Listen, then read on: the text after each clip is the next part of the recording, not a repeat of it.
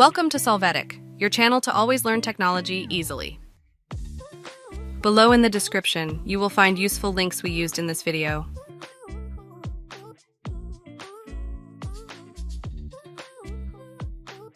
Today in Solvetic, we will see how to one-click open folder, icons, files, Windows 11.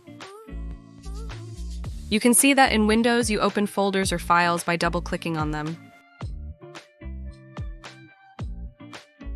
Now in the search box, enter mouse. Open, change the mouse pointer display or speed. In the Pointer Options tab, you can configure the speed and movement of your mouse. Apply the changes if necessary. After that, open the File Explorer there, click on See More, and then click on Options. There, in the General tab, enable the box, single-click to open an item which you see in the field, click Items as follows. Apply this change.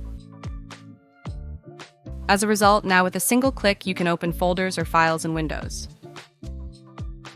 Hey, remember to subscribe Solvetic channel.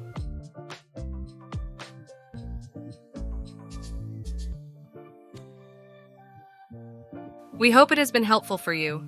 Here are links to watch more videos of your interest and subscribe to the Solvetic channel. Thank you.